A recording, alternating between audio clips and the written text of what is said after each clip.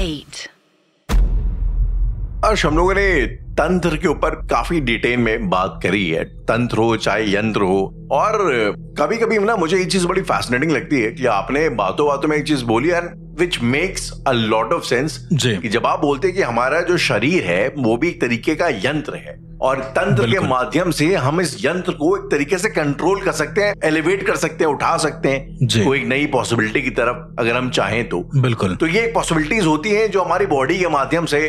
अब भाई हम जब बॉडी की बात करते हैं तो उसमें हम लोग कई बार चक्रों के बारे में काफी हम लोग बात करते हैं। मूलाधार चक्र का कई बार आप जो है उसका उल्लेख कर चुके हैं। तो इस तरीके से 7 चक्र होते हैं बॉडी के अंदर और आप कहते हैं कि अगर आप उसको अलाइन कर लेते हैं, अगर उसको जागरूक कर लेते हो, एक तरीके की कुंडलिनी शक्ति जो है जागृत हो जाती है आपके शरीर के अंदर। हाँ। तो ये इन थ्योरी बहुत सारे कॉन्सेप्ट्स हैं। तो यही ना इंसान को सोचने पे मजबूर कर देता है कि क्या अगर कोई चाहे तो अपने शरीर को भी एक तरीके से तंत्र के माध्यम से आप कह लेना कि मतलब आई डोंट नो, जैसे आप नॉर्मली हम लोग चीजों के साथ करते हैं, जैसे नॉर्मल तांत्रिक मंत्रों को पेपर में लिख के भी कई बार जो है पोजीशन वगैरह कर सकते हैं। तो क्या हम अपने शरीर का भी इस्तेमाल, क्या कोई तांत्रिक हमारे शरीर का इस्तेमाल कर सकता है किसी तंत्र के विधान के लिए? तो ये जो है अक्सर लोगों के जहन में ये सवाल आता है। जी, मतलब बिल्कुल जैसा आपने बोला कि क्या हमारा शरीर, अब चूंकि शरीर की एक तांत्रिकी जो है, शरीर का जो एक पूरा सिस्टम है हम कह सकते हैं, वो खुद में एक बहुत बड़ा तंत्र है एक तरीके का। ओके। जैसे कि मैंने आपको बताया, आपको राहुल अगर याद होगा, मैं थोड़ा सा पीछे ले जाना चाहूंगा आपको शव साधना के ऊपर। जब हमने आपको शव साधना का एक एपिसोड बताया था तो उसमें मैंने आपको बोला एक डॉक्टर था जो रिसर्च कर रहा था ह्यूमन बॉडी के ऊपर, राइट? और वो देखना चाहता था कि एक्चुअली मृत्यु के बाद क्या है। फिर उसने लोहा खाट वाले डॉक्टर की बात करें क्या? नहीं, वो भी था, वो एक अलग चीज थी। लेकिन उससे पहले एक डॉक्टर का एपिसोड मैंने आपको बताया था जिसमें अब साइंटिस्ट बोल लो, डॉक्टर बोल लो या फिर कुछ भी बोल लो उसको, तो वो जो डॉक्टर था वो एक शव के ऊपर कुछ चंदन वंदन लपेट के पता नहीं क्या क्या कर रहा था। तो कहने का मतलब जब शव साधना होती है, इसमें ना इस एपिसोड में मैं आपको थोड़ा सा शव साधना के बारे में थोड़ा और डिटेल बताना चाहूंगा जो थोड़ी सी गोर होगी। तो मैं चाहता हूं कि एक बार आप पब्लिक को बोल दें, जितने भी हमारे लिसनर हैं सुन लें। राइट। सो ये जो बेसिकली टॉपिक है ये थोड़ा गोर होगा, तो जितने भी लिसनर्स हैं जो शायद गोर को इतना पसंद नहीं करते या फिर अगर आपकी कोई मेडिकल कंडीशन वगैरह है तो आप चाहें तो आगे वाले एपिसोड्स पे स्किप कर सकते हैं, फोकस कर सकते हैं। Having said that, let's just go back to the topic. तो शव साधना के एक और चरण पे अब हम आते हैं जहां पर शव साधना पे इंसान फोकस नहीं करता है, जहां पर इंसान ये फोकस करता है कि शव साधना से प्राप्त होने वाली जो सिद्धि है वो उसको हमेशा के लिए मिल जाए, यानी 10 महाविद्याओं की सिद्धि। ऐसा कई बार जो तांत्रिक होते हैं वो एक शव को लाते हैं और इसके साथ एसोसिएट होता है एक बच्चे का शव। अच्छा, ये मिलना बहुत रेयर होता है, तो इस तरह की सिद्धियां भी मतलब प्राप्त करना इम्पॉसिबल हो जाता है कि क्या ऐसा कुछ हो सकता है कि नहीं। एक डेड बॉडी जो पूरी तरीके से मर चुकी है और उसी परिवार का एक सदस्य और ऐसा जो बच्चा हो, जो छोटा बच्चा हो, मतलब आप कोई ऐसा सिनेरियो इमेजिन करिए जहां पर एक इंसान मरा हो करीब 30 से 35 साल का, 20 साल का भी हो सकता है, और उसी के साथ साथ वहां पर किसी एक बच्चे की भी डेथ हो जाए। वो बच्चा 5-6 साल का हो, 10 साल के पहले का हो, राइट? जो मुंजा या ब्रह्म बनने के फिराक में हो, ऐसा आप मान के चलिए जी। तो इस तरह की जब 2 लाशें किसी साधक को मिलती हैं, उसके बाद वो ये हासिल करने की कोशिश करता है कि जितने भी तांत्रिक हैं, जितने भी तंत्र विधान हैं, वो उसके काबू में आ जाएं। ये मैं आपको प्री स्टोरी दे रहा हूँ उस चीज की कि स्वार्थ सिद्धि होती क्या है। ठीक है? तो जब वो ये सारे काम करता है, देखिए बेसिकली एट द एंड अमरत्व के लिए सारी चीजें होती हैं। लोगों को जिंदा रहना है चिरकाल तक। आप कोई भी साधक देख लें, जो बुरा साधक है उसका एक ही इंटेंशन रहता है एट द एंड कि भैया हमें ये सिद्धि इसलिए चाहिए ताकि और आगे तक हम जीवित रह जाए, या फिर हमें भगवान मान ले। लोग जो हैं वो हमें भगवान मान ले एक तरीके का। ये जैसे जब लोगों ने बुराड़ी डिस्कशन किया था तो उसमें आपने बताया था कि आमीन ये आपकी थ्योरी है कि जो एंटिटी थी उस घर में वो अपना एक योनि परिवर्तन करना चाहती थी। तो योनि परिवर्तन करना चाहती थी। कुछ ऐसी ही ख्वाहिश हम इंसानों की भी है कि हम अपनी इस जो हमारा ये इंसानी शरीर है इससे कुछ बढ़कर शायद हम बन जाएं, प्रेत बन जाएं या कुछ और बन जाएं। ये ना अमरता, मतलब क्या आप एक अपना ये उसको इंसानी लिमिटेशन से बाहर आना चाहते हैं? बिल्कुल राहुल, इंसानों का भी ऐसा होता है कई बार। मतलब अब देखिए नॉर्मल इंसान कैसा है, हम लोग तो केवल तंत्र के बारे में जान लिए खुश हो गए, मान लो। कुछ ऐसे लोग होते हैं जो केवल सिर्फ सुनकर ही खुश हैं, कुछ को बहुत ज्यादा लालसा जग गई तो भाई चले गए घोरियों के पास, जो करना चाहते हैं, जो मुझे लगता है सरप्राइजिंगली हमारे काफी से लिसनर्स हैं जो मुझे लगता है एकदम तांत्रिक बनने की तैयारी में हैं, जो कमेंट्स, जिस किस्म के कमेंट्स आते हैं हमें, मतलब लेजिट ऐसे कमेंट्स आते हैं जो त्रिपिंडी श्राद्ध किसी ने पूछा था मुझसे, उसमें लिखा हुआ था, आपने बताया त्रिपिंडी श्राद्ध के ऊपर लिखा हुआ है कमेंट्स पे। ऐसी चीजें जो शायद मतलब इंसान को सोचने पे मजबूर कर दे, खुद एक पैरानॉर्मल रिसर्चर को सोचने पे मजबूर कर दे कि ऐसा भी होता है।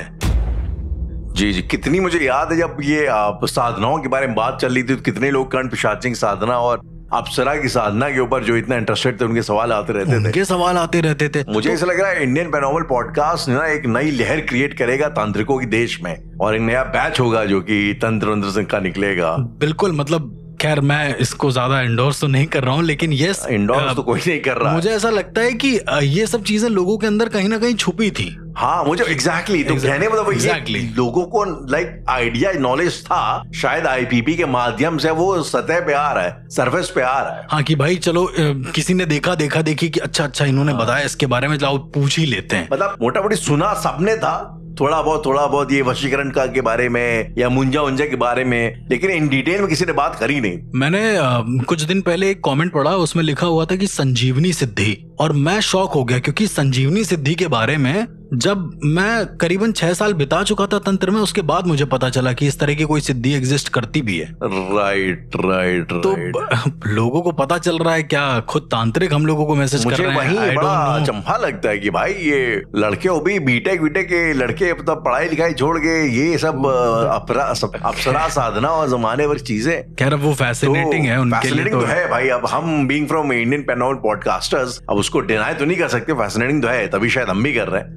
बट अगेन इंडोर्स तो शायद हम ही नहीं करते भाई। जो कर रहे हो पहले वो खत्म कर लो, बिल्कुल। उसके बाद गुरु का होना राहुल बहुत जरूरी है। और दूसरा कि जब गुरु नहीं होता है और उसके बाद आप लगे रहते हैं एक ही चीज में, मैं आपको बोल रहा हूँ ना कि 2000 लोग पैरानॉर्मल सुन रहे हैं, ऐसे आप मान के चलिए। इसको हम सीधा स्वार्थ प्राण सिद्धि से जोड़ेंगे। 2000 लोग सुन रहे हैं पैरानॉर्मल, उसमें से 1000 तो केवल मजे के लिए सुन रहे हैं कि चलो लाओ एंटरटेनमेंट है सुन लेते हैं। बाकी 1000 को इंटरेस्ट है, वो अघोरियों के पास मतलब इधर उधर जा के समझ रहे हैं। उनको सिर्फ जानना है, उनको करना नहीं है। पर जो 1000 में भी से जो 500 या 200 हैं, वो एकदम डेडिकेटेड हैं कि मुझे करना ही है, ट्राई करके देखना चाहते हैं। आई थिंक दिस इज यार, मुझे ये चीज सही लगती है। आई मीन अगर ट्राई करना चाहते हैं, एटलीस्ट आप एक सच की तलाश में, आप खाली सुनी सुनाई भी यकीन नहीं कर रहे, आप चाहते हैं कि खुद से, विच आई रियली अप्रिशिएट, अगर आप किसी भी चीज में, नॉट जस्ट पैरानॉर्मल, किसी भी चीज में अगर आप, लेकिन अप्रोच हमेशा सही होनी चाहिए राहुल, मेरा ये मानना है। आप कुछ भी कर रहे हैं उसकी अप्रोच अच्छी होनी चाहिए। हाँ यार, ऑब्वियसली अब इसके नाम पे आप घर पे ऊर्जा बोर्ड लेके अगर आप बैठे रात करने चलाएंगे तो वो फिर यार उसको तो कोई एडवाइस नहीं करेगा। कुछ लोगों की अप्रोच इतनी गलत हो जाती है कि लेट सपोज, अब देखिए गुरु की जो सानिध्य होता है, गुरु का जो एक आशीर्वाद होता है, वो ऐसे हवा में नहीं मिल जाता है। गुरु खुद चुनता है शिष्य को।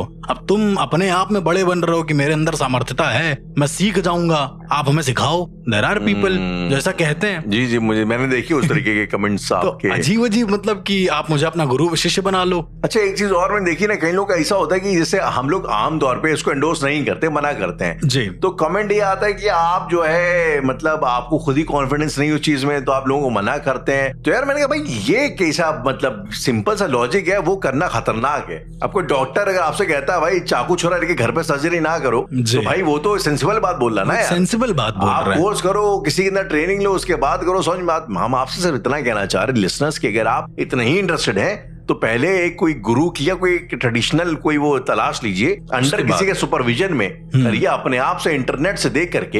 ये इंटरनेट भैया आजकल बड़ा खतरनाक हो गया इन सब चीजों के मामले में, कुछ भी उसमें बताया जा रहा है, कुछ भी समझाया जा रहा है। तो आप उस रूट को ना लेकर के किसी गुरु की तलाश करें, अगर वाकई में आप करना चाहते हैं तो। और फिर आप जैसा गुरु बोले उस हिसाब से चलिए। लेकिन अब वही जो आपको बोल रहा है कि 200 लोग जो सीखने के कगार पे चले जाते हैं, तो उन लोगों में से कुछ को गुरु मिल जाता है, ऐसे आप लेके चलिए। और जिनको नहीं मिलता है ना राहुल जी, पैशन तो होता है ना, उनमें भी है, मिला नहीं। Exactly. तो अब वो लोग खुद से करने लगते हैं। Now here comes the interesting part कि वो लोग जब कोई भी साधना करते हैं या उनको कहीं से कोई साधना मिल गई, मान लो ऑनलाइन, आप ही उस दिन बता रहे थे कि ऑनलाइन कच्चा कलवा मसान की साधना ऑनलाइन अवेलेबल थी।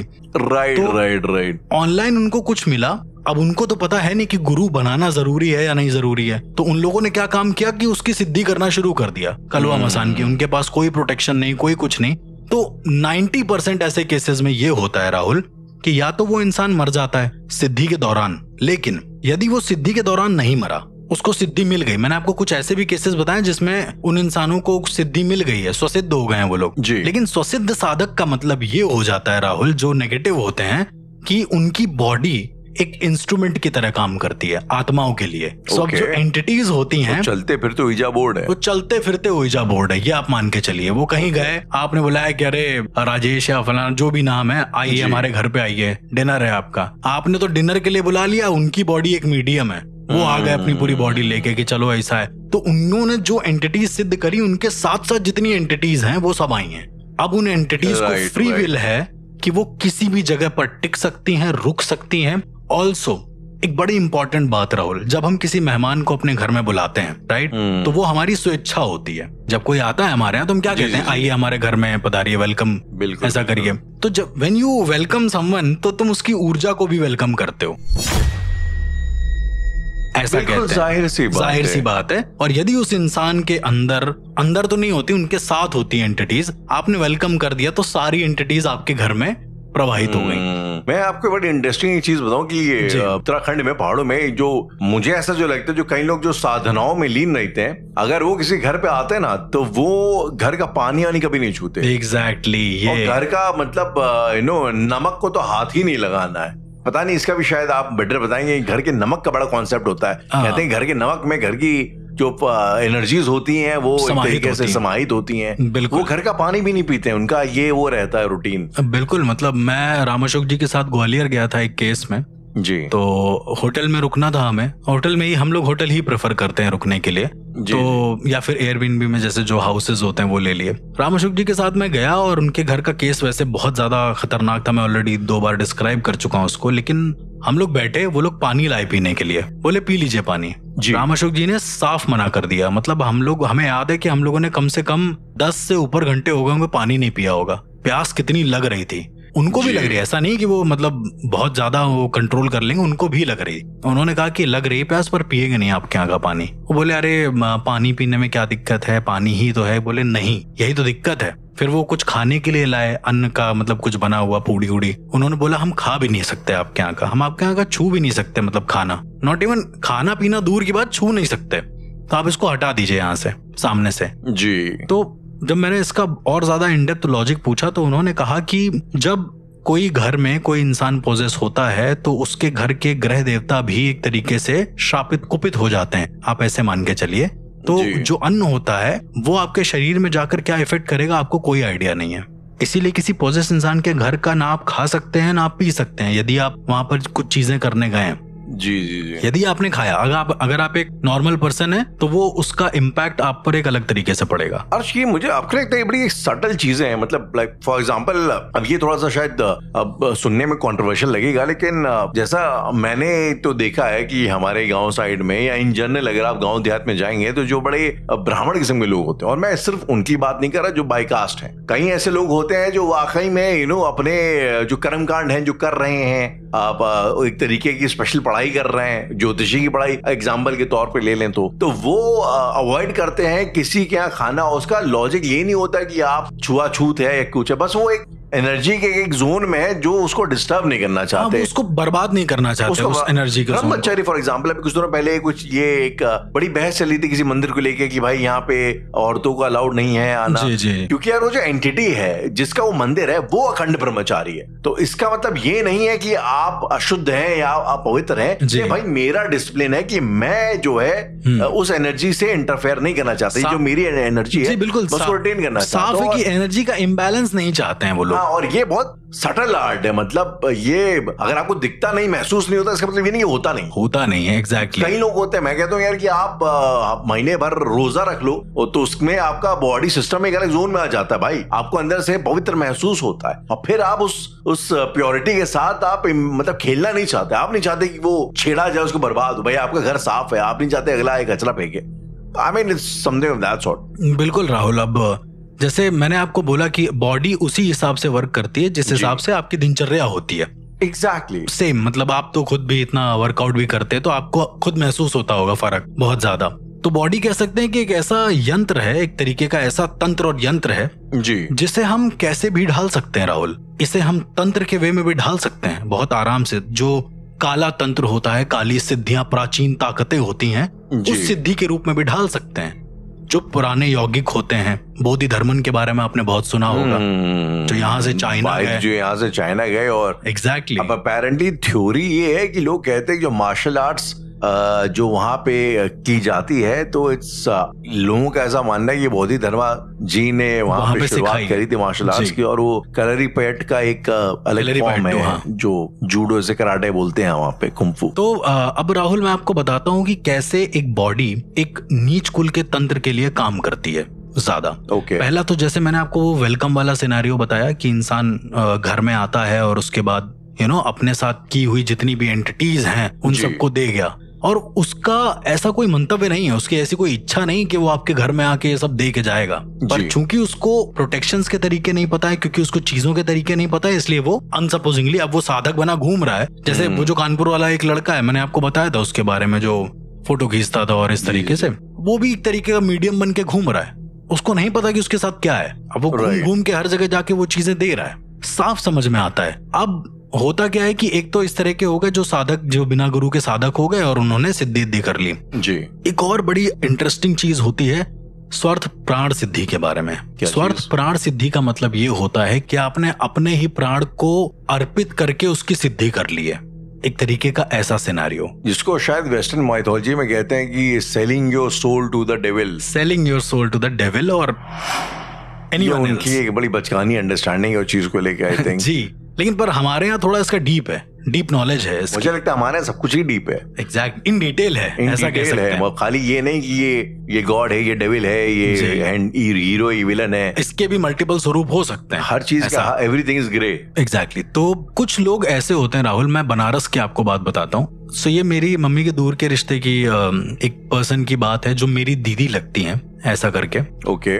उनके हस्बैंड थे, तो दीदी और वो जो हस्बैंड थे उनके, वो बनारस जाया करते थे घूमने के लिए। बनारस, किनारा मठ, मतलब उनकी बड़ी श्रद्धा थी इन सब चीजों में।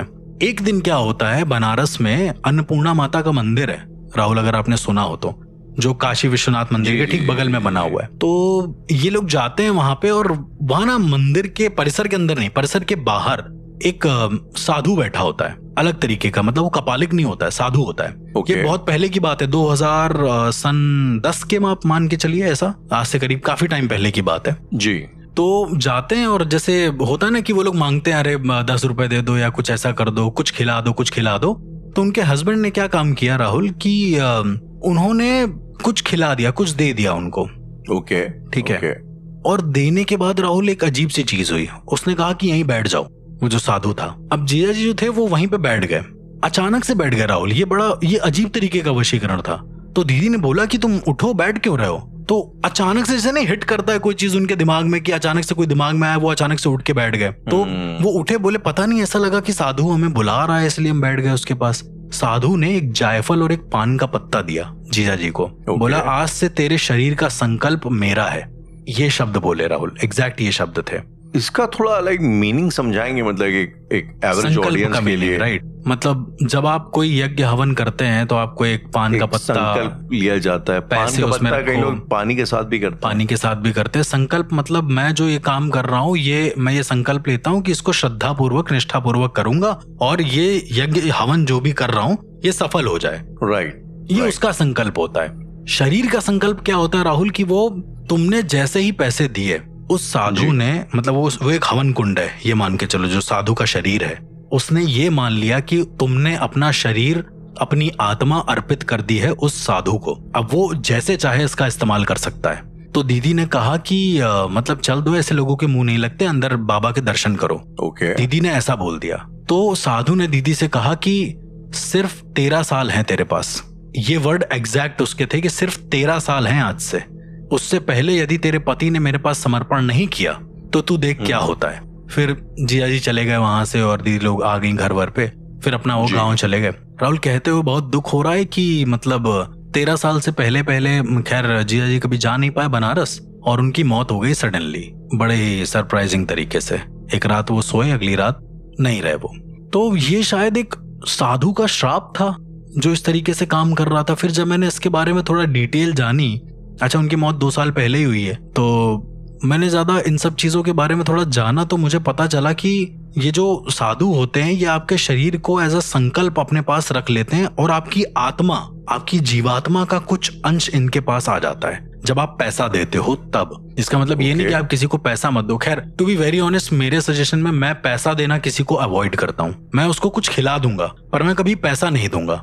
अन्न दे दूंगा, कुछ ऐसा कर दूंगा, बट कभी पैसे का दान नहीं करूंगा, कभी भी नहीं। लक्ष्मी कभी दान नहीं करूंगा। तो अंटिल अनलेस आप घर में कोई नौ दुर्गा की पूजा ना कर रहे हो, इस तरीके से कन्याओं को नहीं दे रहे हो, तब तक जी मैं पैसे का दान नहीं करता। तो उसके बाद जो है जीजा जी खत्म हुए हैं। मैंने जब इन सब चीजों के बारे में जाना तो मुझे पता चला है कि एक तरीके की सिद्धि होती है, इसे स्वार्थ प्राण सिद्धि कहते हैं। और ये जो सिद्धि होती है इसमें तांत्रिक या बाबा जो भी आप कह लें, वो इंसान के शरीर को एज अ इंस्ट्रूमेंट यूज करता है अपने सिद्धि के दौरान। कहते हैं कि इंसान, जब आपको याद होगा राहुल, मैंने अघोर घाट की बात आपको बताई थी कि वहां इंसान स्वेच्छा से बलि देते हैं माता के सामने, राइट, अपना सरवर सब कुछ फाड़ के। ये एक उसका एडवांस वर्जन है। इसमें तांत्रिक इतना वशीभूत कर देता है इंसान को, इतना ज्यादा उसकी सोल को कैप्चर कर लेता है कि यदि तांत्रिक बोलेगा, मुझे याद है आज भी एक केस जहां पर उस तांत्रिक ने ये कहा कि अपने हाथ का अंगूठा काटो और इस हवन कुंड में डाल दो, ये पहली आहुति है। तो वो इंसान इतना वशीभूत था कि उसने मतलब पास में रखे जो आम जिससे नहीं काटे जाते थे राहुल, वो गांव में ऐसे करके होते थे नुकीले से, तो उसमें अपना ऐसे अंगूठा पूरा रेत दिया और अंगूठा उठा के उस हवन कुंड में डाल दिया, एकदम न्यूट्रल एक्सप्रेशंस के साथ में। मतलब वो इंसान के शरीर की एक एक करके बलि ले रहा था, एक एक पार्ट्स की बलि ले रहा था, जिससे उसकी स्वार्थ प्राण सिद्धि हो सके। मैं और इन डेप्थ में बताऊं कि इसका मतलब क्या होता है, स्वार्थ प्राण सिद्धि का मतलब। तो इसका मतलब, जैसे मैंने आपको परकाया प्रवेश बताया कि एक स्पेसिफिक बॉडी में परकाया प्रवेश होता है, लेकिन इस सिद्धि को हासिल करने के बाद जो तांत्रिक होता है राहुल, वो किसी भी शरीर में परकाया प्रवेश कर सकता है, किसी भी शरीर में, जिस शरीर में वो चाहे। उसके लिए किसी उसको स्पेसिफिक बॉडी की जरूरत नहीं है। ओके। अब ये बहुत इंटरेस्टिंग है कि, बट हाँ, एक सीन बहुत जरूरी होता है कि जब आपने स्वार्थ प्राण सिद्धि कर ली, उस इंसान को अंगूठा काट दिया, फिर उससे बोलता है कि अपने बाल एक एक नोच के उस अग्नि कुंड में डालो और एंड में खुद को समर्पित कर दो अग्नि कुंड में। रात भर वो कुंड जलेगा, रात भर में उस इंसान को मर जाना है। उसके बाद फिर तुम्हें एक लाश लानी होगी जिसके साथ उसका बच्चा एसोसिएटेड होगा, और फिर उस पर बैठकर, बच्चे के लाश के ऊपर बैठकर सिद्धि करनी होगी। औरत लेडी के ऊपर बैठ के, लेडी के बगल में बैठ के सिद्धि करनी होगी।